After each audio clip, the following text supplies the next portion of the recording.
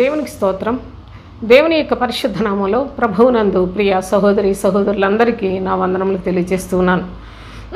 ప్రభు అయిన దేవుడు తన యొక్క ఘనమైన నామమును తన ప్రజల మధ్యలో ప్రత్యక్షపరచుటకు గల కారణములు కేవలము మనము ఆయనను పోలి ఆయనను వెంబడించి ఆయన యొక్క రాజ్యము కొరకు సిద్ధపడతామని దీర్ఘశాంతముతో ఈ కడవరి దినములలో యుగాంతమందున్న మన యొక్క జీవితాలకు స్వచ్ఛమైన ఆయన యొక్క ఉద్దేశాన్ని ఆయన సంకల్పములు తెలియజేస్తూ ఉన్నాడు. అయితే గత వీడియోలో నీతిమంతులు విశ్వాసమూలముగా జీవిస్తారు అనే ఆ యొక్క అనుభవాన్ని, అది చాలా ప్రాధాన్యత, చాలా ప్రాముఖ్యమైనది ఆత్మీయ జీవితంలో. మరి విశ్వాసంలో చాలా చక్కగా మనలను పోషిస్తుంది. అలాంటి లేఖనాలు దయచేసి మీరు పైపైన చూసి విడిచిపెట్టకండి, వాటి యందు మనసు పెట్టండి.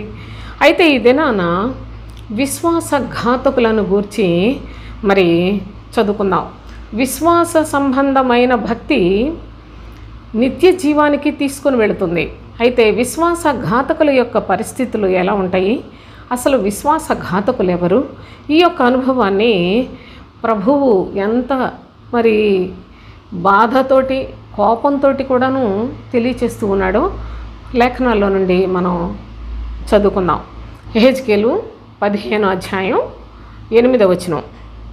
వారు నా విషయమై విశ్వాసఘాతకులైరి గనుక నేను దేశమును పాడు చేసేదను, ఇదే ప్రభువగు యెహోవా వాక్కు అని చెప్పాడు. చూడండి, వారు నా విషయమై విశ్వాసఘాతకులైరి గనుక నేను దేశమును పాడు చేసేదను అని ప్రభువు మరి ఏ సందర్భంలో ఈ మాట మాట్లాడాడు అని మనం ఆలోచన చేసినట్లయితే చిన్న అధ్యాయం 15వ అధ్యాయం, దయచేసి మీరు ఈ 8 వచనాలే ఉంటాయి కనుక మీరు చదవండి. అయితే నేను కొంచెం క్లుప్తంగా చెప్తాను. ప్రభువు తన సేవకుడు లేక తన ప్రవక్త అయిన యెహెజ్కేలు ద్వారా కొన్ని ఆయన యొక్క మనస్సులోని మాటలు తెలియజేస్తూ ఉన్నాడు. ఏమనంటే, నరపుత్రుడా, ద్రాక్ష చెట్టు కర్ర, అడవి చెట్లలోనున్న ద్రాక్ష చెట్టు కర్ర తక్కిన చెట్ల కర్ర కంటే ఏమైనా శ్రేష్టమైనదా? చూడండి, ద్రాక్ష చెట్టు కర్ర, అడవి చెట్లలోనున్న ద్రాక్ష చెట్టు కర్ర తక్కిన చెట్ల కంటే ఏమైనా శ్రేష్టమైనదా? ఏ పనికైనాను దాని కర్రను తీసుకుందురా? ఏ ఒక్క ఉపకరణము తగిలించుటకై ఎవరైనా దాని కర్రతో మేకునైనను చేయుదురా? అది పొయ్యికే సరిపడును కదా. అగ్నిచేత దాని 2 కొనలు కాల్చబడి నడుమ నల్లబడిన తరువాత అది మరి ఏ పనికైనాను తగునా? అనగా ఇక్కడ దేవుని యొక్క ప్రజలు, వారిని గురించి ప్రభువు ఉపమాన రూపకముగా ఈ సంగతులు తెలియజేస్తూ ఉన్నాడు. ద్రాక్ష చెట్టు కర్ర, చూడండి, ప్రభువు అసలు ద్రాక్ష చెట్టు అంటేనే సైన్యములకు అధిపతియగు దేవుని యొక్క ప్రజలు, వారు ద్రాక్ష చెట్టుతో పోల్చి ప్రభువు తెలియచేసిన ఒక అనుభవాన్ని మనం లేఖనాల్లో చూస్తే చూడండి. యెషయా గ్రంథం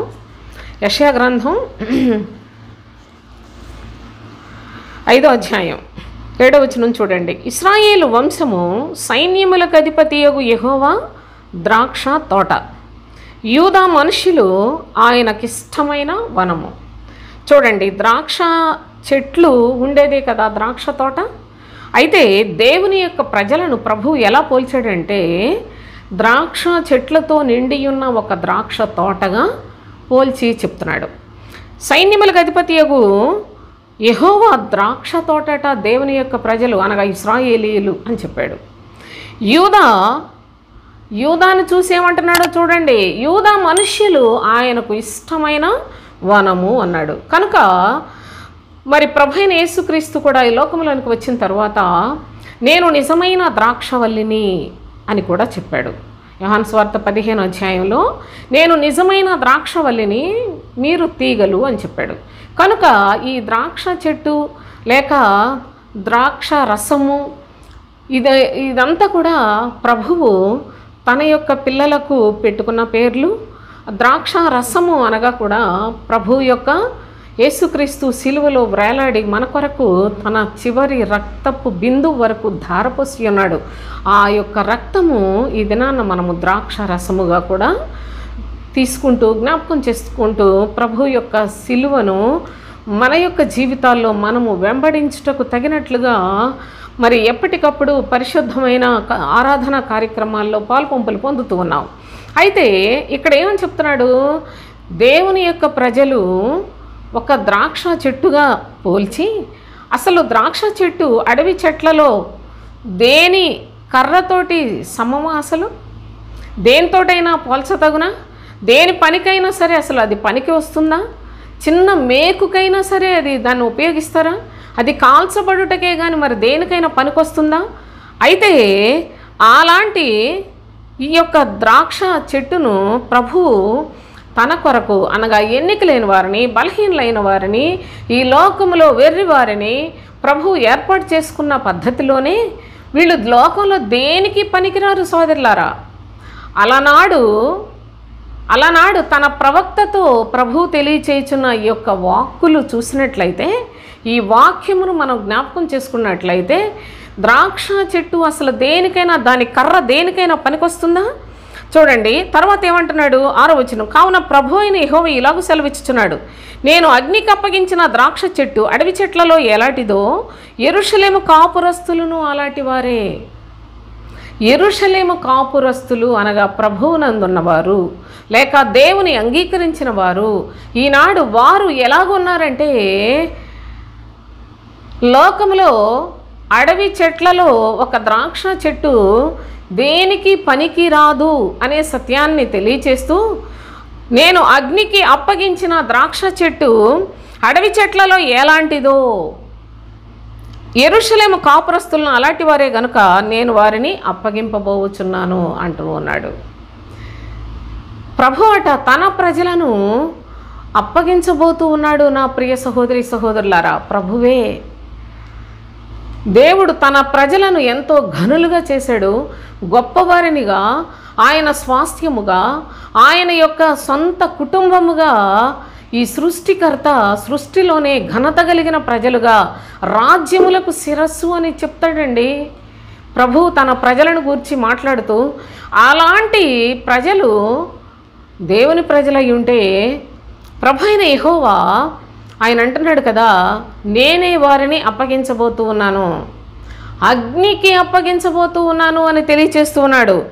నేను వారి మీద కఠిన దృష్టి నిలుపుదును, వారు అగ్నిని తప్పించుకొనును, అగ్నియే వారిని దహించును. వారి ఎడల నేను కఠిన దృష్టి గలవాడనై ఉండగా నేనే యెహోవానని మీరు తెలుసుకొందురు. దేవుడు తన ప్రజల ఎడల చాలా కఠిన దృష్టితో ఉన్నాడు. వారిని అగ్నికి అప్పగించబోతూ ఉన్నాడు. అగ్నిని తప్పించుకుందాం అనుకుంటే అగ్నియే వచ్చి వారిని దహించి పడేస్తుందని చెప్తున్నాడు. ఇంతగా ప్రభువు కఠిన దృష్టి నిలపడానికి గల కారణం ఏంటి? ఎందుకు ఈ విధంగా ఉన్నాడు అంటే, చూడండి, వారు నా విషయమై విశ్వాసఘాతకులైరి గనుక, వారు నా విషయమై విశ్వాసఘాతకులైరి గనుక నేను దేశమును పాడు చేసేదను అని ప్రభు చాలా మరి తన యొక్క బాధను, కోపమును కూడా తన ప్రవక్తకు తెలియచేస్తూ ఉన్న ప్రవచన వాక్యము సోదరులారా. కనుకనే దేవుని యొక్క సన్నిధిలో ఆయన ఎంత కనికరముతో తన ప్రజలను నిజముగా ఎంత ప్రేమతోటి వారిని చూస్తూ ఉంటే వారందరూ కూడా విశ్వాసఘాతకులైపోతూ ఉన్నారు.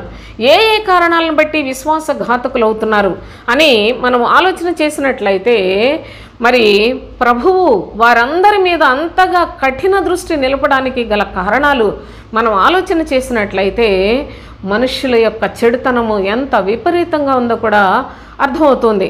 అయితే ఈ యొక్క ప్రజలు చేసిన పాపానికి మొట్టమొదటిగా చూడండి గల కారణాన్ని నేను మీకు తెలియచేస్తాను. హోషేయ గ్రంథం 6వ అధ్యాయం 7వ వచనం చదువుదాం. ఆదాము నిబంధన మీరినట్లు వారు నా ఎడల విశ్వాసఘాతకులై నా నిబంధనను మీరి ఉన్నారు అన్నాడు. ఆదాము నిబంధనను మీరి ఉన్నట్లు వారు నా ఎడల విశ్వాసఘాతకులై నా నిబంధనను మీరి ఉన్నారు. ఆదాము నుండి కూడా విశ్వాసఘాతకులేనా? ఒకసారి ఆలోచించండి. నిజముగా ఆదాము విశ్వాసఘాతకుడై ప్రభు యొక్క నిబంధనను మీరి ఉన్నాడట. ప్రవక్త అయిన హోషేయ కాలంలో దేవుడు ఆదాము తన ఎడల ఎంత విశ్వాసఘాతకుడుగా ఉన్నాడో తెలియచేస్తూ ఉన్నాడు. ఆదాము నిబంధన మీరినట్లు దేవుని యొక్క ప్రజలందరూ కూడా ఏ విధముగా నిబంధనను మీరిపోయి విశ్వాసఘాతకులై ఉన్నారో, మరి అందరూ విశ్వాసఘాతకులైతే దేవునికి మరి ఎంత బాధ ఉంటుందో ఆలోచించేయండి. ఆయన ప్రేమ కలిగిన తండ్రి అయ్యుండి నిజముగా ప్రేమ చూపిస్తూ ఉంటే ప్రజలందరూ దాన్ని అర్థం చేసుకోలేక ఎంతగా ఆయన మీద మరి చులకనగా ఆలోచన చేస్తూ ఉన్నారో, ఆయనను ప్రక్కన పెట్టి వారి ఇష్టాన్ని నెరవేర్చుకుంటూ ఉన్నారో ఒకసారి ఆలోచించేయండి. ఆదామే మొట్టమొదట మనుషుడు సృష్టిలో, అతనే విశ్వాసఘాతకుడైపోయాడట. నిబంధనను మీరుట వలన విశ్వాసఘాతకులైపోతారు. జ్ఞాపకం పెట్టుకోనండి. ప్రభు అయిన యేసుక్రీస్తు ప్రస్తుత కాలంలో మనకు కూడా క్రీస్తు అను క్రొత్త నిబంధనను దయచేసి ఉన్నాడు. క్రీస్తును అంగీకరించిన వారు అందరూ కూడా నిబంధనను మీరిన వారే కదా నా ప్రియ సహోదరి సహోదరులారా. క్రీస్తు బోధ లేని వారు, క్రీస్తునందలి సత్యములో నిలిచి జీవించని వారు, క్రీస్తు యొక్క సిలువను వెంబడించని వారు, ప్రతి దినము తమ సిలువను ఎత్తుకొని ప్రభు యొక్క సిలువను వెంబడించవలసిన వారు మరి అలాగూ జీవించకపోవుట విశ్వాసఘాతకమే కదా. నిబంధనను మీరిపోవుట విశ్వాసఘాతకమట. కనుక ప్రభు అయిన తండ్రి అలనాడు ఈ సృష్టిలో మొట్టమొదటి మనుష్యుడైన ఆదాముకు ఈ తోట చెట్ల ఫలములన్నిట్లో ఏదైనా తినవచ్చు, కానీ మంచి చెడు తెలివినిచ్చు వృక్ష ఫలాన్ని తినొద్దని చెప్పాడు. అది ఆజ్ఞ. ఆ ఆజ్ఞను అనుసరించవలసింది కదా. తాను దేవుని యొక్క కుమారుడిగా ప్రభువు చేత తయారు చేయబడిన వ్యక్తిగా దేవుని ఆజ్ఞను ఎందుకు పాటించలేకపోయాడు? విశ్వాసఘాతకుడైపోయాడు. ప్రభువు చేసిన నిబంధనను మీరిపోయి దేవుని యొక్క ఆజ్ఞను అతిక్రమించాడు. అందువల్లనే ఆదాము విశ్వాసఘాతకుడైపోయాడు. సోదరులారా, దేవుని యొక్క ఆజ్ఞలను అనుసరించిన వారందరూ కూడా విశ్వాసఘాతకులే. దీన్ని గురించి ఇంకా వివరంగా కనుక మనం ఆలోచన చేసినట్లయితే చూడండి, హోషేయ గ్రంథంలోనే 13వ అధ్యాయం 5వ వచనం చదువుకుందాం. మహా ఎండకు కాలిన అరణ్యములో నిన్ను స్నేహించిన వాడను నేనే. తరువాత వారికి మేత దొరకగా వారు తిని తృప్తి పొంది గర్వించి నన్ను మరచిపోయారని చెప్తున్నాడు. మీరు చూడండి, మహా ఎండకు కాలిన అరణ్యములో నిన్ను స్నేహించిన వాడను నేనే. ప్రభువు తన ప్రజలకు తెలియచేస్తూ ఉన్నాడు. నీ కష్టకాలములో, నీ యొక్క నిస్సహాయ స్థితిలో, నీ యొక్క ఎన్నికలేని స్థితిలో, నీకు నిరుత్సాహముతో బ్రతుకుతున్న దినాల్లో నేను నీకు సహాయకుడిగా ఉన్నాను. అందుకనే మహా ఎండకు అనగా చాలా కష్టాల్లో నీ ఉన్నప్పుడు, కాలిన అరణ్యములో, ఈ లోకమనే అరణ్యం చూసినట్లయితే ఎటు చూసినా మోసమే, అన్యాయమే, అక్రమమే. ఎటు చూసినప్పటికీ అంత అబద్ధికులతో నిండిపోయిన లోకమే. వారు ప్రమాణాలు చేస్తారు, అబద్ధ ప్రమాణములే. వారు దేవుని యొక్క సన్నిధికని వస్తారు, అంత మోసమే. సోదరులారా, దేవుని మాట ప్రకారముగా జీవించే వాళ్ళు ఎంతమంది ఉన్నారు నా ప్రియ సహోదరి సహోదరులారా. ప్రభు అంటున్నాడు, మహా ఎండకు కాలిన అరణ్యములో నిన్ను స్నేహించిన వాడను నేనే. అయితే నీకు ఆ తరువాత మేత దొరికింది, తిని తృప్తి పొంది గర్వించి నన్ను మరచిపోయిరి అన్నాడు. ఈ మరచిపోవుట, మేలు ఉపకారాన్ని ప్రభు దగ్గర పొంది మరచిపోవుట అనేది విశ్వాసఘాతకమైన క్రియలతో కూడిన జీవితము. ఒకానొకప్పుడు నువ్వు ఎంతో కష్టాల్లో, ఇబ్బందుల్లో, నిజంగా నిన్ను ఎవరు కూడా ప్రేమించినప్పుడు, అనేకమైన ఇబ్బందులు నీ చుట్టూ అల్లుకొని ఉన్నప్పుడు, అనారోగ్య పరిస్థితులు ఉన్నప్పుడు, నీ కష్టకాలములో, మహా ఎండ అనగా నీకు బహుగా కష్టములతో నిండిన నీ యొక్క బ్రతుకులో నెమ్మది లేక, సమాధానం లేక, సంతోషము లేక, నిస్సహాయ స్థితిలో నీవు ఉన్నప్పుడు నేను నీకు ఎంత ఉపకారం చేశానో, చుట్టూ ఏ మనుషుల వల్ల కూడా నీకు నెమ్మది లేనప్పుడు, నీకు ఆదరణ దొరకనప్పుడు నేను నిన్ను స్నేహించి నిన్ను చక్కగా నీ సమస్యల్లో నుంచి బయటకు తీసుకొని వచ్చి నిన్ను దేవుని యొక్క కృపలో బలవంతురాలిగా, శక్తివంతుడుగా, లేకపోయినట్లయితే అనేకమైన సమస్యల నుంచి విడుదల చేసి, అనేక ఇబ్బందుల నుంచి విడుదల చేసి నీకు క్షేమమును కలుగు చేశాను. అయితే క్షేమం వచ్చిన తర్వాత చక్కగా, అందుకని అన్నాడు, తర్వాత వారికి మేత దొరకగా అనగా తరువాత నీకు చాలా క్షేమం కలిగింది, అనేకమైన సమస్యల నుంచి విడుదల కలిగింది, నీ యొక్క దీనమైన పరిస్థితుల్లో నుంచి నీకు ఘనత కలిగింది, నీ ఎన్నికలేని స్థితిలో నుంచి నిన్ను నలుగురు నీ చుట్టూ ఇదివరకు నిన్ను అసహించుకుని ఈసడించిన వారు ఇప్పుడు నిన్ను ఒక ప్రత్యేకమైన మనిషిగా ఘనపరిచి గౌరవిస్తూ ఉన్నారు. అయితే తిని చక్కగా తృప్తి పొంది గర్వించిని ప్రభువుని మరచిపోయిన స్థితిలో దేవుని యొక్క ప్రజలు ఉంటే ప్రభువుకు బాధ కాదా? ఆయనను మరచిపోవుట ధర్మమేనా? ఆయన ప్రేమను విడిచిపెట్టి నీ సొంత ఆలోచనలతోటి నీకెప్పుడైతే నీ సమస్యల్లో నుంచి బయటకు వచ్చావో, నీకు నెమ్మది కలిగిందో, నీకు మళ్ళీ చాలామందితో స్నేహం, లోకంతో స్నేహం, మరలా బంధుప్రీతి, ఇవన్నీ నీ కష్టకాలంలో నీకెవరు తోడ్పడలేదే. నీ కష్టకాలంలో ఒంటరిగా నీ మనస్సులో ఉన్న వేదనను చూసిన ప్రభువు నీకు నెమ్మది కలుగు చేశాడే. అలాంటి ప్రేమ కలిగిన తండ్రిని ప్రక్కన పెట్టి పైగా ఆయన బిడ్డనని చెప్తావు, ఆయన నమ్ముకున్నానని చెప్తావు, దేవుడు నాకు చేశాడంటావు, లోకంతో కలిసిపోతావు. ఇంత ఘోరమైన మనస్సు కలిగి ఉండుట మరి ఎంత బాధను ప్రభువు అనుభవిస్తూ ఉన్నాడో. నా పిల్లలు నా మాటలు వినకపోయిరి, నా పిల్లలు నా ఎడల కృతజ్ఞత లేకుండా వాళ్ళు తిన్నారు, చక్కగా తృప్తి పొందారు, గర్వించి నన్ను మరచిపోయారు అని ఆయన దుఃఖపడే పరిస్థితులను కూడా కలుగు చేస్తూ ఉన్న దేవుని సమాజము ఎంత ఘోరమైన విశ్వాసఘాతకమైనదో దయచేసి మీరు తెలుసుకోవాలని నేను ఇక్కడ ఈ సందర్భంగా తెలియచేస్తున్నాను. నా జీవితంలో నిజముగా మహా ఎండను, కాలిన అరణ్యమును నేను నా యొక్క అనుభవపూర్వకముగా చూసిన దాన్ని సోదరులారా. కానీ నా ప్రభువు దయ పొందిన నేను మరలా లోకంతో ఏకీభవించుట కానీ, లోక సంబంధమైన స్నేహాలు, బంధాలు, బాంధవ్యాలు, బంధువులు అనుకొని మరి ప్రభువును దుఃఖపెట్టిన పరిస్థితులు కానీ నా జీవితంలోకి రాకుండా చేసిన నా దేవునికి కృతజ్ఞతలు చెల్లిస్తూ ఉన్నాను. అయితే నా ప్రభువు కొరకే నేను జీవించాలి, నా ప్రభువు నిమిత్తమే బ్రతకాలి అనే ఒక మనస్సును నా తండ్రి నాలో ఉంచినందుకు దేవునికి స్తుతులు చెల్లిస్తున్నాను. అయితే చూడండి, మరి యొక్క అనుభవాన్ని మనం గమనించినట్లయితే యెహెజ్కేలు గ్రంథంలో 14వ అధ్యాయం 13వ వచనం చూడండి. 14వ అధ్యాయం 13వ వచనం చూద్దాం. నరపుత్రుడా, ఏ దేశమైతే విశ్వాసఘాతకమై నా దృష్టికి పాపము చేసినదో దానికి నేను విరోధినై ప్రాణాధారముగా ఆహారము లేకుండా చేసి కరువు పంపించి మనుషులను, పశువులను నిర్మూలము చేయుదును. అదే ప్రవక్త అయిన యెహెజ్కేలుతో తెలియచేస్తున్న సంగతిని దయచేసి గమనించండి. నరపుత్రుడా, ఏ దేశమైతే విశ్వాసఘాతకమై నా దృష్టికి పాపము చేసినదో దానికి నేను విరోధిని అని తెలియచేస్తున్నాడు. దేశము అనగా ఏదో దేశం గురించి చెప్పటం లేదు. దేశం అంటే మనుషులే.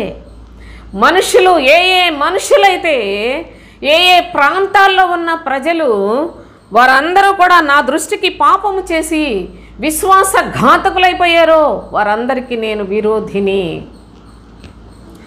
మామూలుగా భారతదేశం ఇక్కడంతా హిందువులది ఇది అని మాట్లాడుతూ ఉంటారు. ఎవడో ఈ దేశాన్ని సృష్టించలేదు, ఎవడో ఈ లోకంలో ఈ యొక్క గాలి, నీరు, పర్వతాలు, సృష్టిని, సముద్రాలను ఎవడు చేసింది ఏదీ లేదు. ఇవంతా చేసినది సృష్టికర్త. సృష్టికర్త దేవాతి దేవుడు చేశాడు. చాలామంది మధ్యలో వచ్చి నేను దేవుణ్ణి అని చెప్పుకొని చాలా దేవతలు బయలుదేరిపోయాయి. కానీ ఈ దేవతలన్నీ మధ్యలో వచ్చి మాయ మాటలతో మనుషులను మోసం చేయటానికి అపవాది యొక్క సమూహముగా లోకంలోనికి బయలుదేరాయి. కానీ దేవాతి దేవుడు సత్యవంతుడు, నిజముగా సృష్టికర్తగా ఉన్న దేవాతి దేవుడైన ప్రభువు ఆయనకు మనుషులు ఎప్పటికీ కూడా ఆయన్ను చూడకుండా ఉండడానికి సాతాను ఎన్నో తంత్రములు కల్పించి ఉన్నాడు. వాటన్నిట్లలో మనుషులందరూ చిక్కబడిపోతూ ఉన్నారు. అయితే దేవుని నమ్ముకున్నామని చెప్పుకున్న ప్రజలు కూడా పేరుకు దేవుని నమ్ముకున్నారు, కానీ అందరూ కూడా సాతాను యొక్క మాయలలోనే చిక్కుబడిపోయి జీవిస్తూ ఉన్నారు. అదే ఘోరమైన విశ్వాసఘాతకమైన క్రియ అని ప్రభు అయిన తండ్రి తెలియచేస్తున్నాడు. నా పేరు పెట్టుకున్నారు, నా దగ్గరకు వచ్చారు, నా ప్రజలుగా ఉన్నారు, కానీ నేను చెప్పినట్లు చేయరు. అందుకనే ఏ దేశమైతే అనగా ఏ మనుషులు ఎక్కడున్నప్పటికీ ఎవరైతే విశ్వాసఘాతకులై పాపం చేస్తారో అట్టి వారందరికీ నేను విరోధిని అని చెప్పాడు. చూడండి, మనం అనుకుంటున్నట్లు మరి అమెరికాను తీసుకున్నట్లయితే అది క్రైస్తవ దేశాలని చెప్పుకుంటారు, కానీ నిజముగా క్రైస్తవులుగా బ్రతికేవాళ్ళు అక్కడ కూడా లేరు సోదరులారా. నిజమైన క్రైస్తవులు ఎక్కడా లేరు. దేవుని యొక్క మహాకృప చేత ప్రభు తన సత్యవాక్యాన్ని తెలియచేస్తూ ఉంటే పరిశుద్ధ గ్రంథాన్ని ప్రపంచవ్యాప్తంగా ఇస్తే ఆ గ్రంథాలను అయితే ఇంట్లో శుభ్రంగా చక్కగా పదిలంగా ఉంచుకుంటున్నారు, కానీ అందులో ఏముందో ఎప్పుడు మనస్సు పెట్టరు. అసలు దాన్ని ధ్యానించి ఆలోచన చేసి హృదయంలో శుద్ధి కలిగి ప్రభువుని సేవించి ఆయన్ను సంతోషపెట్టి ఆయన పిల్లలుగా ఈ లోకములో ఆయనకు ఘనత తెచ్చే జీవితాన్ని జీవించాలనే మనసు కలిగిన వారు ఈ సృష్టిలో ఎంతమంది ఉన్నారో నాకు తెలియదు. కానీ ఈనాడు అసలు దేవుని యొక్క ప్రజలు అనిపించుకుంటున్న వాళ్ళందరూ కూడా సాతాను సేవలో మరి చాలా చాలా బాధ్యతాయుతంగా చేసుకుంటూ వెళ్ళిపోతున్న పరిస్థితులే మనం చూస్తూ ఉన్నాం. అదేదో వాళ్ళ యొక్క బాధ్యత కింద భావించుకుంటున్నారు సోదరులారా. ఈ పనికి మాలిన లోక సంబంధమైన దురాశలతోటి ఈ లోక అధికారి అయిన అపవాది యొక్క సేవలో మరి తరించిపోతూ ఉన్నారు. కానీ నా ప్రియ సహోదరులారా, ప్రభు యొక్క చిత్తాన్ని నెరవేర్చి ప్రభువుకి ఇష్టలుగా జీవించే నిజమైన క్రైస్తవులు అసలు ఎంత అరుదుగా ఉన్నారో అని మరి ప్రతి ఒక్కరు కూడా మీరు ఆలోచన చేయవలసిందిగా నేను మీకు మరి మనవి చేసుకుంటూ ఉన్నాను. ఏ దేశమైతే విశ్వాసఘాతకమై అన్నాడు ప్రభు. అందుకనే విశ్వాసఘాతకమై నా దృష్టికి పాపం చేసినదో నేను విరోధినై మరి ప్రాణాధారమగు ఆహారము లేకుండా చేసేదను అన్నాడు. ప్రాణాధారమగు ఆహారము ఎక్కడుందండి? లోకంలో మరి ఆహారం అయితే ప్రతి ఇంట్లోనూ ఎంత బీదల కుటుంబాల్లో కూడాను ఆహారం బాగానే ఉంది. ప్రస్తుతం మనం చూస్తున్నాం రకరకాలైన మరి మాయతోటి వాళ్ళ యొక్క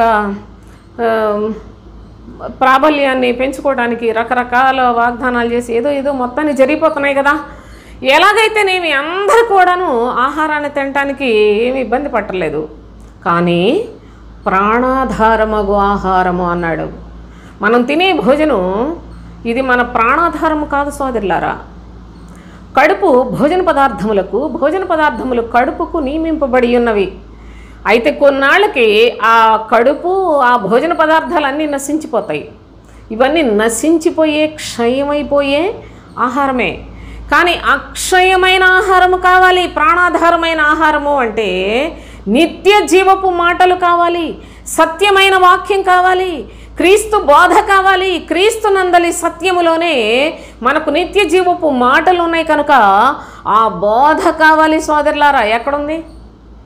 ప్రస్తుత కాలంలోనే ప్రభువు ఈనాడు దేవుని ప్రజలని చెప్పుకుంటున్న వారందరికీ కూడా విరోధి అయి ఉన్నాడు అనే సత్యాన్ని గమనించినట్లయితే ఇప్పటికైనా మీరు మేల్కొలుపు పొందే అవకాశం ఉంది. చూడండి, ఇక్కడ ఏమని చెప్తున్నాడు? ప్రాణాధారముగా ఆహారము లేకుండా చేసి కరువు పంపించి మనుషులను పశువులను నిర్మూలము చేయుదును. మొత్తాన్ని నిర్మూలము చేస్తూ ఉన్నాడు, మనుష్యులను పశువులను అని చెప్తూ. అలాంటి ప్రదేశంలో నోవహు, దానియేలు, యోబు లాంటి భక్తులు ఉన్నప్పటికీ ఆ దేశమును నేను క్షమించను. ఆ ముగ్గురు నీతిమంతులు వారు తమ మట్టుకు తామే ఒకవేళ తప్పించబడతారు కానీ, అనగా నోవహు కన్నా, దానియేలు కన్నా, యోబు కన్నా ఈ దినాల్లో నీతిమంతులైన వాళ్ళు ఎవరైనా ఉన్నారా అసలు? ఒకవేళ అలాంటి వాళ్ళు ఉన్నప్పటికీ కూడా నేను తమ నీతి చేత తమ్మును మాత్రమే రక్షించుకున్నట్లుగా చేస్తానన్నాడు. మీరు చేసే ప్రార్థనలు దేవుని సన్నిధికి చేరుతున్నాయా? మీరు వినే వాక్యంలో మీకు ప్రాణాధారముగా అనగా పరలోకానికి సమకూర్చటానికి మీ జీవితాల్లో మార్పు జరుగుతుందా? మీరు ఆ విధమైన పరిశుద్ధమైన జీవితాన్ని జీవిస్తూ ఉన్నారా? కనుక ఒకసారి ఆలోచించేయండి. ప్రభువైన తండ్రి చెప్తున్నాడు, ఏ దేశమైతే విశ్వాసఘాతకమై నా దృష్టికి పాపం చేసినదో దానికి శిక్ష ఏంటో తెలుసా? వెంటనే చచ్చిపోరండి, కానీ సత్యమైన వాక్యము ఉండదు, అనగా ప్రాణాధారమైన ఆహారము ఉండదు.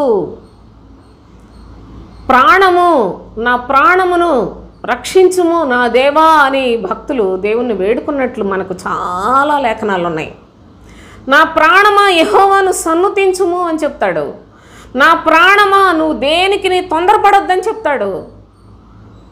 నా ప్రాణమా నీవు దేవుని యందు నిరీక్షణ ఉంచుము అని తెలియచేస్తాడు. భక్తుడైన దావీదు తన యొక్క కీర్తనలో విస్తారంగా వ్రాసాడు.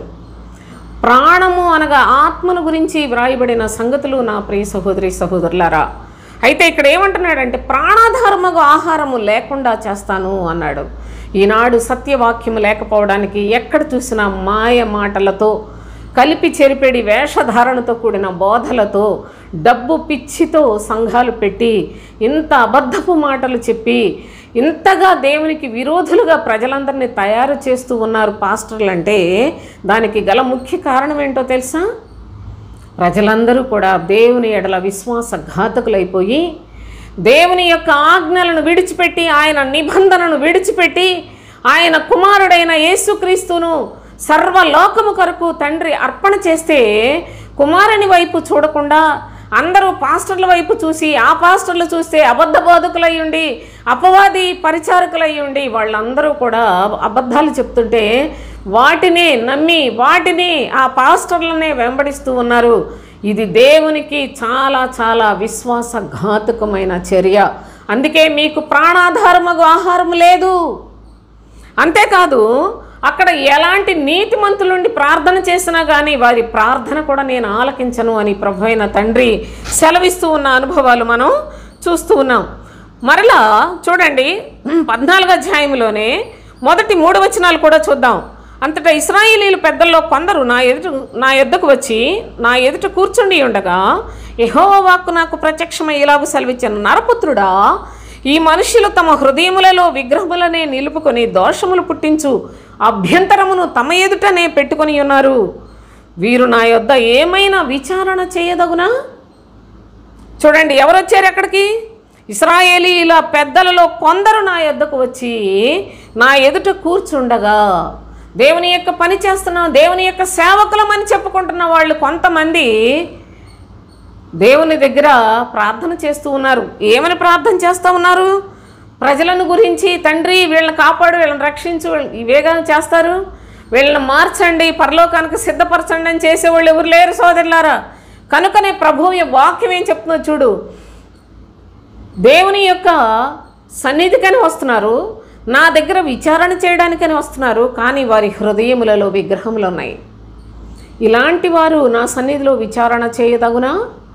అనగా వారి హృదయములలో దేవుని యొక్క వాక్యం లేదు.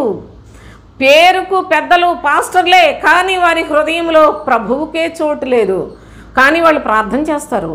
ఆ ప్రార్థన ప్రభువు వింటాడా అంటే ప్రభువే అడుగుతున్నాడు, ఇలాంటి వారు నా యొద్ద విచారణ చేయతగునా అని చెప్పాడు. కాబట్టి ప్రభు ఆయన దృష్టితో ప్రజలందరి యొక్క హృదయములను చూచినప్పుడు అందరి హృదయములు విశ్వాసఘాతకులుగానే ఆయన చూస్తూ ఉన్నాడు. విశ్వాసఘాతకులైపోయి దోషములతోటి పాపములతోటి వారి హృదయములలో దేవునికి చోటు లేదు. వారి నోటికి ప్రార్థనలు అలవాటైపోయాయి. మీరు మీ పాస్టర్లు అందరూ కూడా ప్రార్థన అంటున్నారట, కానీ దేవుడు ఆలకించుటలేదు. మీకు సత్యమైన వాక్యమును కూడాను అసలు ఏమాత్రం వినకుండా మీ దగ్గరకు రాకుండా చేస్తున్నాడు. నా ప్రియ సహోదరి సహోదరులారా, ఎంత ప్రమాదంలో ఉన్నారో చూడండి. ఏదో ఒక రకంగా ప్రజల దగ్గర మరి జనాలంతా పోగేసుకొని మరి కొంత డబ్బు సంపాదించుకోవాలనే దృక్పథంతో వాళ్ళు సంఘాలు పెట్టుకున్నారు. కానీ నేనెవరో మీకు తెలియదు, మీరెవరో నాకు తెలియదు సోదరులారా. నేను సత్యవాక్యమును మీ మధ్యలోనికి తీసుకొని వస్తున్నాను. ఈ సత్యవాక్యంతో మీ హృదయాలను మార్పు చేసుకునండి. మీ హృదయంలో ప్రభువుకు చోటివ్వండి. మీరు దేవుని నిబంధన నుండి తొలగిపోవద్దు, విశ్వాసఘాతకులు కావద్దు. ప్రభువు మీకు ప్రాణాధారముగా ఆహారాన్ని లేకుండా చేస్తే అది ఘోరమైన శాపం అని తెలియచేస్తూ ఉన్నాను. కనుక దేవుని యొక్క వాక్యము మీ దగ్గరికి వస్తుందని నమ్మండి. దేవుని యొక్క సన్నిధిలో భయంతో ప్రభువుని వేడుకొనండి. మీ హృదయములలో క్రీస్తు వాక్యమునకు చోటివ్వండి. క్రీస్తు వాక్యము అంటేనే అది ప్రత్యేకమైన వాక్యం. ఇదే పరిశుద్ధ గ్రంథంలో క్రీస్తు వాక్యము మీరు సంపాదించుకోవాలి. దానిని మీకు కష్టం కనుక ప్రభు అయిన తండ్రి ఇదిగో ఈ విధముగానైనా సరే మీకు వాక్యాన్ని అనుగ్రహిస్తూ ఉన్నాడు. క్రీస్తు వాక్యము అనగా ఆత్మ సంబంధమైన వాక్యము. రెండవదిగా పరలోక సంబంధమైన వాక్యము. మూడవది నిత్య జీవపు మాటలతో కూడిన వాక్యము. ఆ వాక్యము మనలను, మన మనస్సులను మార్పు చేస్తుంది, మన ప్రవర్తనను మారుస్తుంది, లోకం మీద మనకు విజయాన్ని ఇస్తుంది. లోక సంబంధమైన దురాశలన్నిటినీ కూడా చంపే శక్తిని మనకు అనుగ్రహిస్తూ ఉంది. మనము లోకముతో నశించిపోకుండా నిత్య జీవము కొరకు అనగా ప్రభువుతో యుగయుగములు జీవించుట కొరకు మనలను దినదినము ఆత్మ నియమములో రోషముతో పౌరుషముతో బ్రతికే పరలోక సంబంధులుగా తయారు చేస్తుంది. క్రీస్తు వాక్యము యొక్క ప్రాధాన్యతను దయచేసి తెలుసుకొనండి. శరీరం కొరకు, శరీరాశల కొరకు, లేకపోయినట్లయితే లోక భోగముల కొరకు ప్రార్థన చేసుకునేదంతా పాపమే సోదరులారా, విశ్వాసఘాతకమే నా ప్రియ సహోదరి సహోదరులారా. దయచేసి ఈ లేఖనాలను మీరు మనసును పెడతారని ఆశిస్తూ ఉన్నాను. ఇర్మియా గ్రంథంలో ప్రవక్త అయిన ఇర్మియా ద్వారా ప్రభు తెలియచేసిన మాట చూడండి. 3వ అధ్యాయం 10-11 వచనాలు చూద్దాం. ఇంతగా జరిగినను విశ్వాసఘాతకురాలుగా ఆమె సహోదరి యూదా పైవేషమునకే గాని తన పూర్ణ హృదయంతో నా యొద్దకు తిరుగుటలేదని యెహోవా సెలవిచ్చుచున్నాడు. ఒకవైపు దేవుని ప్రజలు అనుభవిస్తున్న పరిస్థితులన్నిటినీ ఎక్కడ చూసినా అబద్ధ బోధలు, ఎటు చూసినా మాయ మాటలు, ఎటు చూసినా సంఘాలు వాళ్ళ విస్తరణ కొరకు పాస్టర్ల గొడవలు, వాళ్ళకు వాళ్ళే హెచ్చించుకోవటం, వాళ్ళ మీద వాళ్ళే వీడియోలు పెట్టుకోవటం, అంతా క్రైస్తవ్యాన్ని ఆగంగా చేసి పడేసిన పరిస్థితులు ఉన్నాయి. ఇవన్నీ మన కన్నులతో చూస్తూ ఉన్నాం. అయితే నిజముగా దేవుని సన్నిధిలో భయభక్తులు కలిగి జీవించే వారు ఎవరైనా ఉన్నట్లయితే వారి యొక్క స్థితిని గురించి అంటున్నాడు చూడండి. ఎంతగా జరిగినను విశ్వాసఘాతకురాలుగా ఆమె సహోదరి అయిన యూదా పైవేషమునకే గాని పూర్ణ హృదయంతో నా యొద్దకు తిరుగుటలేదు అంటూ ఉన్నాడు. కొంతమంది చాలా భక్తి కలిగిన వారమని చెప్పుకుంటూ పైవేషమునకే దేవుని సన్నిధిలో నిత్యం గడపాలి, దేవుని కొరకు జీవించాలని చాలా అత్యాసక్తి చూపిస్తున్నారు. కానీ పైవేషమునకే, కానీ పూర్ణ హృదయంతో ప్రభు వైపు తిరుగుటలేదట అని లేఖనములు తెలియచేస్తూ ఉన్నాయి. నా ప్రియ సహోదరి సహోదరులారా, లోకంలో అనేక మందిని అసలు ఆ సంఘాల్లోకి వెళ్ళానండి, అక్కడేం బాగాలేదు, ఈ సంఘంలోకి వెళ్ళాను, ఇక్కడేం బాగాలేదు, ఇక్కడికి వెళ్తే అంత అల్లరల్లరిగా కనిపించింది, అసలు అక్కడ ఏమీ చెప్పలేదు అని ఇదంతా చూసిన మన యొక్క జీవితాల్లో మరి మనము ప్రభు వైపు పూర్ణ హృదయంతో తిరుగుతున్నామా? పైవేషమునకే భక్తిని చేస్తున్నామా? ప్రభు అంటున్నాడు, అది యూదా పూర్ణ హృదయంతో నా వైపు తిరుగుటలేదు, విశ్వాసఘాతకురాలు, పై వేషముతోటే వస్తుందంటున్నాడు. పై వేషము కొరకు దేవుణ్ణి ఆరాధించు వారందరూ విశ్వాసఘాతకులు అని గుర్తుపెట్టుకునండి. హృదయంలో విగ్రహములు పెట్టుకొని దేవుని యొద్ద విచారణ చేయవారు విశ్వాసఘాతకులు. వారి బోధలు వినువారు అందరూ కూడా విశ్వాసఘాతకులు. వారికి ప్రాణాధారమైన ఆహారము లేకుండా చేస్తానని చెప్పిన ప్రభు యొక్క మాటలు చూడండి. ఆదాము నిబంధన మీరి విశ్వాసఘాతకుడైనట్లు వీళ్ళందరూ కూడా విశ్వాసఘాతకులైపోతూ ఉన్నారు నా నిబంధనను మీరి అన్నాడు. ఇప్పుడు ప్రభు యొక్క నిబంధన ఈ కాలమందున్న వారలారా క్రీస్తు నిబంధన, క్రొత్త నిబంధన, నిత్య నిబంధన, సత్య నిబంధన. దేవుని యొక్క కుమారుడైన క్రీస్తునందు విశ్వాసం ఉంచుటయే ఆ నిబంధనను అనుసరించుట. ఒకవేళ నువ్వు ఆ విధముగా అనుసరించకపోయినట్లయితే విశ్వాసఘాతకులే అనే సత్యాన్ని కూడా ప్రభు మనకు ఈ లేఖనాల ద్వారా హెచ్చరిక చేస్తూ ఉన్నాడు. ఇదే అధ్యాయం 14వ వచనం చూడండి. భ్రష్టులకు పిల్లలారా తిరిగి రండి, నేను మీ యజమానుడను. అందరూ భ్రష్టులైపోతూ ఉన్నారు. అనగా దేవుని యొక్క వాక్యము కన్నా మనుషుల పూజ చేసుకుంటూ, పాస్టర్లను సేవిస్తూ, వాళ్ళకే అన్ని సకల మర్యాదలు చేస్తూ, వాక్యాన్ని అనుసరించకుండా పెదవులతో భక్తిని చేస్తూ, ఆచార సంబంధమైన మనుషులు పెట్టిన పద్ధతులనే అభ్యసిస్తూ ఉన్నారు. ఇది ప్రభువుకు చాలా బాధాకరమైన పరిస్థితి. తాము దేవుని తెలుసుకున్నామని చెప్పి కూడా దేవుని యొక్క పిల్లలమని లోకంలో బ్రతుకుతూ వాక్యమునకు హృదయంలో చోటివ్వని కారణాన ప్రభు అయిన తండ్రి అంటున్నాడు విశ్వాసఘాతకులారా అని మాట్లాడుతూ ఉన్నాడు. అంతేకాకుండా దేవుని యొక్క మరి లేఖనములలో అసలు ఈ విశ్వాసఘాతకుల యొక్క పరిస్థితులు మనం కొన్ని గమనించినట్లయితే సామెతల గ్రంథం 11వ అధ్యాయంలో 6వ వచనం చూడండి. యథార్థవంతుల నీతి వారిని విమోచించును, విశ్వాసఘాతకులు తమ దురాశల వల్లనే పట్టబడుదురు. విశ్వాసఘాతకులకు ఏముంటాయండి? దురాశ ఎంత ప్రమాదకరమైందో తెలుసా? దురాశ గర్భము ధరించి పాపమును కనును, పాపము పరిపక్వమై మరణమును కనును అని చెప్పాడు. విశ్వాసఘాతకుల యొక్క హృదయములలో ఉండేదంతా దురాశలే. ఆ దురాశల చేతే వారు తమ ప్రాణములను నిత్య అగ్నికి లోనైపోనట్లుగా వారి దురాశలే వారిని నెట్టుకొని పాతాళానికి తీసుకుని వెళ్ళిపోతూ ఉన్నాయి. ఆలోచన చేయండి. నిజముగా విశ్వాసఘాతకులు తమ దురాశల వల్లనే పట్టబడుదురు అని చెప్పాడు. 13వ అధ్యాయంలో చూడండి, సామెతల గ్రంథం 13:15 వచనం చదువుకుందాం. విశ్వాసఘాతకుల మార్గము కష్టము అన్నాడు. సుబుద్ధి దయను సంపాదించును. మంచి బుద్ధి ఉన్న వ్యక్తి దేవుని దయకు పాత్రుడవుతాడు. కానీ విశ్వాసఘాతకులు వారి యొక్క నడవడి, వారి యొక్క ప్రవర్తన చాలా వారికి కష్టమును, అపాయాన్ని కలుగు చేస్తోంది సోదరులారా. కనుక విశ్వాసఘాతకులుగా జీవించి లోక సంబంధమైన దురాశలలో పడిపోయి దురాశలతోటి మరణానికి ఈడ్చుకుని వెళ్ళిపోయే దుస్థితిలోనికి దిగజారిపోకూడదని ప్రభు అయిన తండ్రి తన పిల్లలకు చేయుచున్న ఈ హెచ్చరికలను దయచేసి జాగ్రత్తగా గమనిస్తారని ఆశిస్తూ ఉన్నాను. చూడండి, అందుకని అంటున్నాడు విశ్వాసఘాతకుల మార్గము కష్టము, చాలా కష్టము. మీరేదో అనుకుంటున్నారు, లోకంలో మనకేదో బాగుంది, బాగా జరుగుతుంది అనుకుంటున్నారేమో. నా ప్రియ సహోదరులారా, దేవుని కృపను పోగొట్టుకుంటారు, దేవుని యొక్క దయను పోగొట్టుకుంటారు. అందుకే వెంటనే రాస్తాడు, సుబుద్ధి దయను సంపాదించును, కానీ విశ్వాసఘాతకుల మార్గము కష్టము అని తెలియచేశాడు. సామెతల గ్రంథం 21:18 వచనం చూడండి.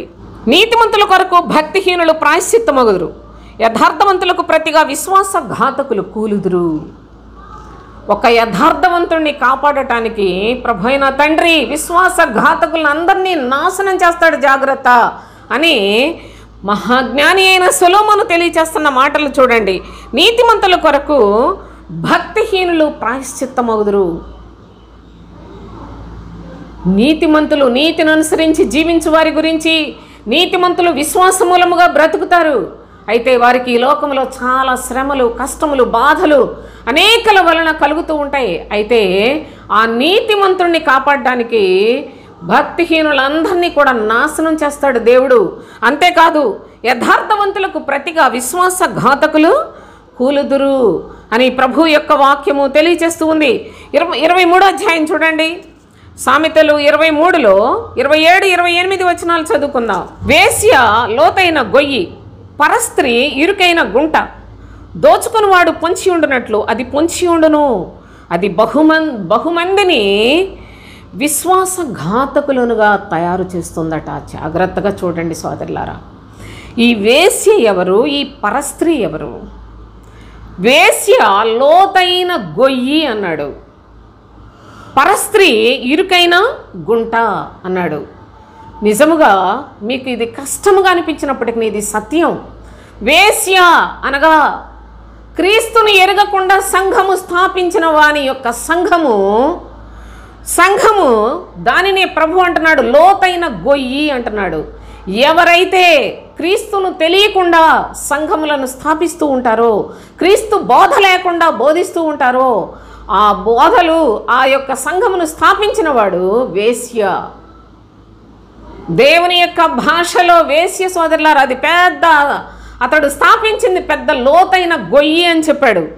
పరస్త్రీ ఇరుకైన గుంట అన్నాడు. పరస్త్రీ ఏదో ఒకటి ఈ సంఘం కాదు మా సంఘంలోనైతే బాగుంటుంది అనుకొని మాయ మాటలతోటి చూడండి, మేమైతే అది ఇస్తాం ఇది ఇస్తాం అని చెప్పి వాళ్ళే ఈ ప్రగల్భాలన్నీ చెప్పుకొని వంకర మాటలు చెప్పుకొని ఎక్కడికక్కడ మనుషుల్ని ఈ సంఘాలని ఆ సంఘాలని సంఘాలు విడిపోవటాన్ని ఒకళ్ళకొకళ్ళు విభేదించి ఒకళ్ళకొకళ్ళు గొడవలు ఆడుకొని ముక్కలైపోయిన ఈ దుర్మార్గులందరూ కూడా ఒకడు వేసి అయితే మరొకడు పరస్త్రీ.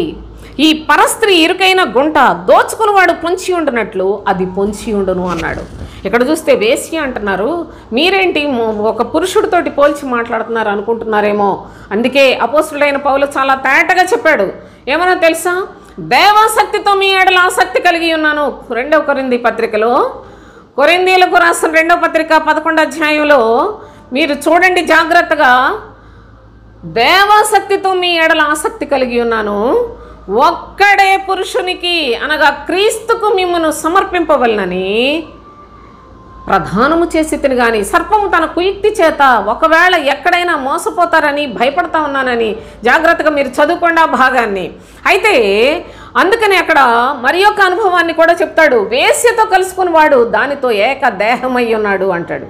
కొరింథీయులకు రాసిన 1వ పత్రిక 6వ అధ్యాయం 15, 16 వచనాలు చదువుదాం. మీ దేహములు క్రీస్తునకు అవయవములై ఉన్నవని మీరు ఎరుగరా? నేను క్రీస్తు యొక్క అవయవములను తీసుకొని వేశ్య యొక్క అవయవములుగా చేయుదునా? క్రీస్తు అవయవాలేంటి, వేశ్య అవయవములేంటి? మీ దేహములు క్రీస్తునకు అవయవములై ఉన్నవని మీరు ఎరుగరా అన్నాడు. విశ్వసించిన ప్రతి వ్యక్తి తన యొక్క దేహమును నేను క్రీస్తు దేహములో అనగా ఆయన శరీరములో ఒక భాగమును అని గ్రహించాలి. ఆ సంగతి మీకు తెలియదా అని నేను క్రీస్తు యొక్క అవయవములను తీసుకుని వేశ్య యొక్క అవయవములుగా చేయుదునా? అనగా ప్రభువును అంగీకరించిన మిమ్ములను ఒక బోధకుడుగా ఉన్న నేను ప్రభు యొక్క శరీరములో ఉన్న అవయవములను నేను వేశ్య అవయవాలుగా చేస్తానా? అదెంత మాత్రమును తగదు అని చెప్పాడు. అదెంత అనగా బోధకుల చేతిలో దేవుని యొక్క ప్రజలను దేవుని అవయవాలుగా చేస్తారు అనగా క్రీస్తు అవయవములుగా చేస్తారు, లేక వేశ్య అవయవములుగా చేస్తారు, అది వాళ్ళ చేతుల్లోనే ఉంది కనుక ఆ మాట అక్కడ అపోస్తుడైన పౌలు చాలా చక్కగా వ్రాసాడు. సోదరులారా, మీ దేహములు క్రీస్తుకు అవయవములై ఉన్నవని మీరెరుగరా? నేను క్రీస్తు యొక్క అవయవములను తీసుకొని వేశ్య యొక్క అవయవములుగా చేయుదునా? అదెంత మాత్రము తగదు అని చెప్పాడు. ఏ బోధకుడైనా ప్రభువు చేత పంపబడిన వాడైతే దేవుని ప్రజలను, ప్రభువును అంగీకరించి చర్చికి వచ్చే ప్రజలను క్రీస్తుకు అవయవముగా తయారు చేస్తాడు. అదే ఒక సాతాను సంబంధమైన బోధకుడు, అబద్ధ బోధకుడైనట్లయితే అట్టివాడు దేవుని నమ్ముకొని వాని సంఘంలోనికి వెళ్ళిన వాళ్ళందరినీ కూడా వేశ్య యొక్క అవయవములుగా చేస్తాడు. గుర్తుపెట్టుకోనండి. అంతేకాదు తర్వాత అన్నాడు, వేశ్యతో కలుసుకుని వాడు దానితో ఏకదేహమై ఉన్నాడని మీరు ఎరుగరా? ఒక అబద్ధికుని యొక్క సంఘములోనికి వెళ్ళినట్లయితే, ఒక అబద్ధ బోధకుడు అనుకోండి, ఆ బోధకుడు సంఘములోనికి మీరు వెళ్ళినట్లయితే అతనితో మీరు కలిసిపోతారు, కనుక మీరు కూడా అబద్ధికులైపోతారు. వారిద్దరూ ఏక శరీరం అయ్యుందురు. ఆ బోధకుడు చెప్పినట్టే వింటావు, ఆ బోధకుడు ఏది తెమ్మంటే తెస్తావు, ఎక్కడ ఉండమంటే ఉంటావు, ఏ రోజు ప్రార్థన అంటే వెళతావు, ఏది చేస్తే అది చేస్తావు, ఏది చెప్తే అది చేస్తావు. కనుక వేశ్యతో కలుసుకున్నవాడు దానితో ఏక దేహమై ఉన్నాడు అని, ప్రభువుతో కలుసుకున్నవాడు ఆయనతో ఏక ఆత్మయ్య ఉన్నాడు. దేవునికి స్తోత్రం. ప్రభువుతో కలుసుకుంటున్నారా, వేశ్యతో కలుసుకుంటున్నారా? ప్రభువుతో పంపబడిన బోధకుడైనా నీ బోధకుడు లేకపోయినట్లయితే వాళ్ళకై వాళ్ళు తయారై వచ్చిన సాతాను తంత్రములలో సమకూర్చుకొని సంఘాలు కడుతున్న దుర్మార్గులైతే వాళ్ళు వేశ్యలే సోదరులారా. అందుకనే చెప్పాడు, వేశ్య లోతైన గొయ్యి, పరస్త్రీ ఇరుకైన గుంట అని చెప్పాడు. అంతేకాకుండా దోచుకున్నవాడు పొంచి ఉండునట్లు అది పొంచి ఉండును.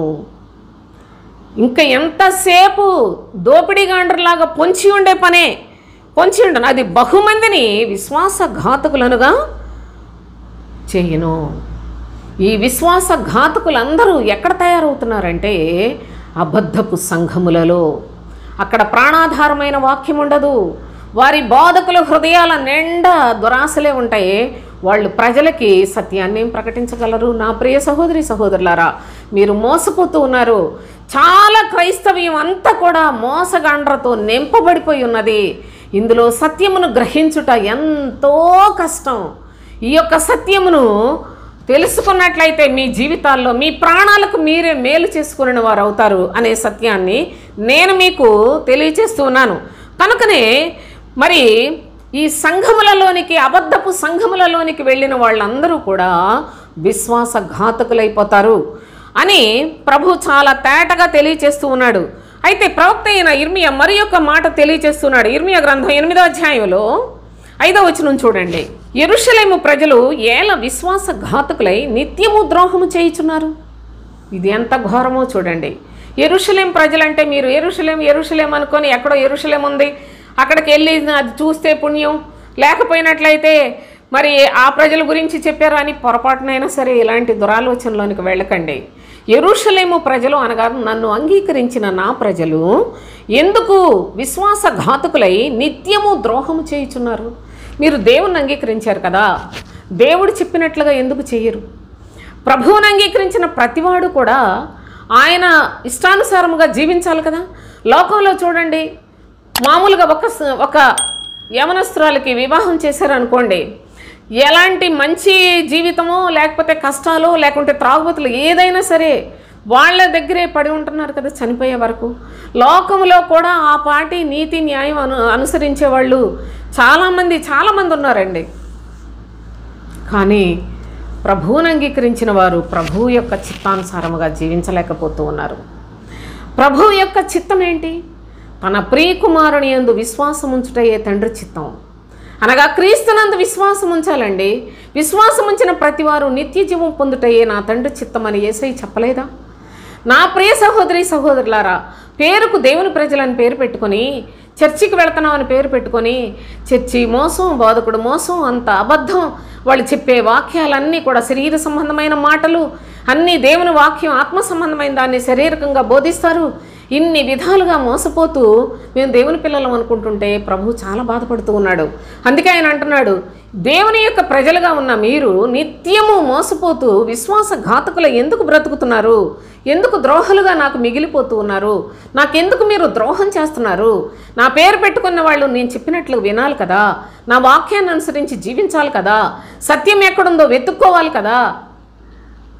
కానీ మీ మట్టుకు మీరు సరిపెట్టుకొని, మీ మట్టుకు మీరు భక్తులు అనుకొని మీ జీవితాల్లో నాకు ద్రోహం చేస్తూ ఉన్నారని ప్రభు అయిన తండ్రి ఈ లేఖనాల్లో మనకు తెలియచేస్తూ ఉన్నాడు. కనుక దేవుని యొక్క ప్రేమను పోగొట్టుకోకుండా ప్రభు అయిన తండ్రి చాలా తేటగా ఆయన సత్యమైన లేఖనాలను మనము వెంబడించినట్లయితే నా ప్రియ సహోదరి సహోదరులారా మనలను విశ్వాసులుగా చూడాలనుకుంటున్నాడు. కానీ దేవుడు విశ్వాసఘాతకులుగా మన బ్రతుకులు మనకు మనమే ద్రోహులుగా మిగిలిపోకూడదని ప్రేమ కలిగిన తండ్రి చేయుచున్న హెచ్చరికలు. దయచేసి తండ్రి చిత్తం ఏంటో గమనించండి. చూడండి, ఇర్మియా గ్రంథం 31వ అధ్యాయంలో 31వ అధ్యాయం 22వ వచనం చూద్దాం. నీవు ఎన్నాళ్ళు ఇటు అటు తిరుగులాడుదువు విశ్వాసఘాతకురాలా, యెహోవా నీ దేశములో నూతన కార్యము జరిగించుచున్నాడు, స్త్రీ పురుషుని ఆవరించును. విశ్వాసఘాతకురాల ఎన్నాళ్ళు అటు ఇటు ఇటు అటు ఊరికి తిరుగుతారు ఎందుకు? నీ యొక్క మనస్సులో ఒకసారి ఆలోచించేయి. ప్రభువు చేసే నూతనమైన కార్యమును ఒకసారి ఆలోచించేయి. ఆయన చేసే నూతనమైన కార్యం ఏంటి? స్త్రీ పురుషుని ఆవరించును. ఒక్కడే పురుషుడు అనగా ప్రభు అయిన క్రీస్తు ఆయన సంఘమును స్థాపిస్తాడు. ఆ సంఘమే సత్యమునకు స్తంభము, నీతికి ఆధారము. ఆ సంఘమును స్థాపించినప్పుడు ఆ సంఘములో నీకు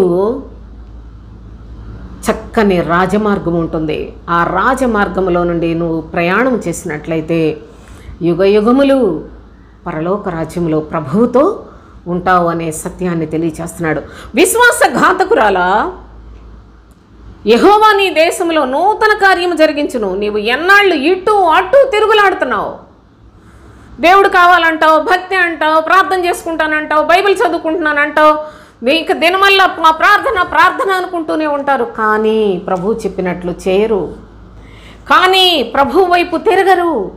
ఆయన యొక్క కుమారుని యందు విశ్వాసం ఉంచరు. క్రీస్తు లేకపోతే లోకంలో అసలు సంఘం అనేది ఉంటుందా? ప్రభు ఆ సంఘమునకి ఏం పేరు పెట్టాడు? ఆ సంఘము ఆయన శరీరమే అన్నాడు. ఆ సంఘమే నిరాక్షేపముగా దైవభక్తిని గురించిన మర్మము గొప్పదై ఉన్నది. ఏంటి ఆ మర్మము? అది క్రీస్తు స్థాపించిన సంఘము, ఆయన శరీరము అను సంఘము. ఆయన శరీరములో అవయవములుగా చేసే భక్తుడు ఈ దినాన ఉన్నాడా?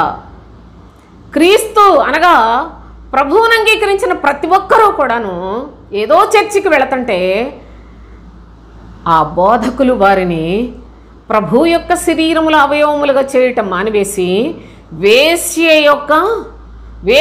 యొక్క అవయవములుగా చేస్తూ ఉన్నారు సోదరులారా.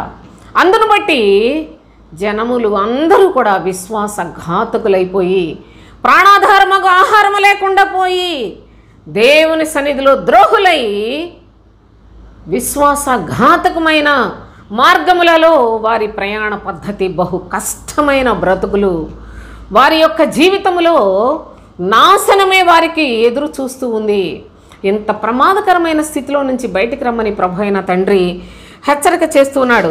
కీర్తనల గ్రంథం 68 కీర్తన 6వ వచనం చూడండి. విశ్వాసఘాతకులు నిర్జల దేశమందు నివసిస్తారట.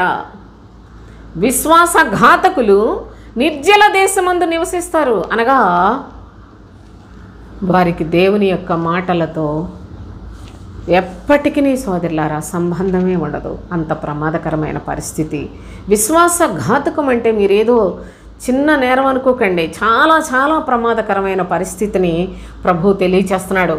దేవుని యొక్క లేఖనముల ప్రకారముగా మనం ఆలోచన చేసుకున్నట్లయితే దేవుని కృప ఎంతగా పోగొట్టుకుంటూ దేవుని పిల్లలమని మోసపోతూ, మోసగించబడుతూ, దోచుకొనవాడు వేశ్యగా పరస్త్రీలు వాళ్ళందరూ కూడా ప్రజలందరినీ విశ్వాసఘాతకులుగా చేస్తూ ఉంటే ప్రభు అయిన తండ్రి చూస్తూ ఊరుకుంటాడా? ఏదో విధంగా తన స్వరమును వినిపింపచేస్తూ ఉంటే కనీసం అది గ్రహించడానికి గమనించి మీ మనస్సులో ప్రభు వాక్యానికి చోటిస్తారని నేను ఆశిస్తూ ఉన్నాను. అందుకని విశ్వాసఘాతకులు నిర్జల దేశమందు వాళ్ళు ఉంటారు, చానాళ్ళు బ్రతుకుతారు, బాగానే ఉన్నది అనుకుంటారు. కానీ దేవుని యొక్క వాక్యం ఉండదు. కానీ దేవుని ప్రజలుగానే చలామణి అవుతారు. దేవుని యొక్క సత్యమును ఎన్నటికీ ప్రభు వారికి అందనివ్వడు. కానీ మేము కూడా దేవుని యొక్క రాజ్యానికి వెళ్ళిపోతామని భ్రమపడుతూ ఉంటారు. కనుక అలాంటి భ్రమలో నుండి బయటకు వచ్చినట్లయితే మనము విశ్వాసికి విశ్వాసఘాతకమునకు తేడా తెలుసుకోగలిగినట్లయితే నీతిమంతుడు విశ్వాస మూలముగా బ్రతుకుతాడనే సత్యములో మన మనసులు స్థిరపరచుకోగలిగినట్లయితే దేవుని యొక్క నీతిని సంపాదించుకోవడానికి వీలు కలుగుతుంది. సామెతల గ్రంథం 25వ అధ్యాయంలో 19వ వచనం చదువుకుందాం. శ్రమకాలంలో విశ్వాసఘాతకులను ఆశ్రయించుట చాలా ప్రమాదం. మనకి ఏదైనా శ్రమ వచ్చినప్పుడు విశ్వాసఘాతకులను ఆశ్రయించకూడదు. అలాంటి వారి ఛాయలకు కూడా వెళ్ళకూడదు. దేవుడు తన ప్రజలకు సెలవిచ్చుచున్న మాట చూడండి. అట్టి వారట ఎలా ఉంటుందో వారి యొక్క పరిస్థితి చూడండి. విరిగిన పళ్ళతోనూ కీలు వసిలిన కాలుతోనూ సమానము. విరిగిపోయిన పళ్ళు ఎలా ఉంటాయో, కీలు వసిలిన కాలు ఎలా ఉంటుందో, శ్రమకాలములో విశ్వాసఘాతకుని ఆశ్రయించినట్లయితే నీకు అలాంటి గతి పడుతుంది అనే సత్యాన్ని కూడా తెలియజేశాడు. అనగా విశ్వాసితో ప్రభువు జాగ్రత్తలు చెప్తున్నాడు. విశ్వాసఘాతకులు ఎలాంటి వాళ్ళు, ఎట్టి క్రియలు కలిగి ఉంటారో, వాళ్ళు ఏ విధంగా పతనమైపోతారో ప్రభువు చాలా తేటగా లేఖనములలో తెలియజేస్తూ ఉన్నాడు. కనుక మన యొక్క జీవితంలో మనము విశ్వాసం కలిగిన వారమై ఉన్నామో లేదో పరీక్ష చేసుకోవటానికి కొరింథీయులకు రాసిన 2వ పత్రిక ఒక మాట చదువుకొని ముగించేస్తాను. 13వ అధ్యాయం 5వ వచనం చూడండి. మీరు విశ్వాసము గలవారై ఉన్నారో లేదో మిమ్మును మీరే శోధించుకొని చూచుకొనుడి, మిమ్మును మీరే పరీక్షించుకొనుడి అన్నాడు. అయితే మనము విశ్వాసులమా, విశ్వాసము లేని వారిగా ఉన్నామా, విశ్వాసఘాతకులుగా ఉన్నామా? నా ప్రియ సహోదరి సహోదరులారా, చాలా జాగ్రత్తగా మనలను మనము పరీక్షించుకున్నట్లయితే ఒక దినాన తీర్పులకు రావండి. లేకపోయినట్లయితే లోకంలో మనము ఎంతవరకు జీవించిన జీవితం అంతా కూడా వృధా అయిపోతుంది. కనుక ప్రభు అంటున్నాడు, నువ్వు ఎలాంటి స్థితిలో ఉన్నప్పటికీ భ్రష్టులకు పిల్లలారా తిరిగి నా దగ్గరకు రండి, నేను మీ యజమానుడను, నేను మిమ్మల్ని బాగు చేస్తానంటున్నాడు. ప్రభు యొక్క స్వరానికి లోబడి, ప్రభు మాటను ప్రేమించి, ఆయన యందు భయభక్తులు కలిగి జీవించి, ఆయన కృపకు మనం పాత్రులం కావాలని ప్రేమ కలిగిన తండ్రి మనలను హెచ్చరిస్తున్నాడు. మనము విశ్వాసం కలిగిన వారుగా ఉన్నామా, విశ్వాసఘాతకులుగా ఉన్నామా? విశ్వాసఘాతకులు వారి మార్గం చాలా కష్టమండి. అంతేకాదు, ఏ దేశమైతే విశ్వాసఘాతకమై ఉంటుందో వారికి ప్రాణాధారమగు ఆహారము కూడా ఉండదు అనే సత్యాన్ని ప్రభు తెలియజేస్తున్నాడు. ప్రాణాధారమగు ఆహారం లేకపోతే ప్రాణం చచ్చిపోదా? అనగా ఆత్మలు చచ్చిపోయి ఏదో మనం బాగానే ఉన్నాం అనుకుంటూ లెక్కకు సమాజములను విస్తరింప చేసుకుంటున్న అబద్ధ బోధకుల వలయంలో చిక్కుబడి మీ జీవితాలకు మీరే హాని చేసుకోవద్దని, మీ ప్రాణములను మీరే సాతానుకు అప్పగించుకోకుండా దేవుని కృపకు పాత్రులగినట్లుగా జీవిస్తారని ఆశిస్తూ ముగించేస్తాను. దేవునికి స్తోత్రం. అయితే విశ్వాసఘాతకుల వలన దేశమును ఎలా పాడైపోతుందో నెక్స్ట్ వీడియోలో చెప్తాను. దయచేసి మరి ఈ లేఖనములను మీ మనస్ఫూర్తిగా ఆలోచన చేయండి. నా ప్రియ సహోదరి సహోదరులారా, మనకు సమయము కొంచెమే అని ప్రభు ఎన్నిసార్లు చెప్పాడో. ఇక వచ్చువాడు ఆలస్యము చేయక వచ్చుచున్నాడు, ప్రభుయో ఆయన ద్వారము దగ్గరే ఉన్నాడని చెప్తాడు మరి ఒక భక్తుడు. కనుక ప్రభు రాకడ బహు సమీపముగా ఉన్నది అని తెలియచేస్తూ ఉన్నాడు. త్వరపడి శుద్ధి చేసుకొని పరిశుద్ధులుగా మార్పు చెంది ప్రభు రాజ్యానికి సిద్ధపడే దేవుని యొక్క పిల్లలుగా బ్రతకటానికి ప్రభు అనుగ్రహించిన చక్కని లేఖనాలను సద్వినియోగం చేసుకునండి. సమయాన్ని సద్వినియోగం చేసుకునండి. ప్రభువుకి ఇష్టలుగా జీవిద్దాం. దేవునికి స్తోత్రం. ముగించేస్తాను.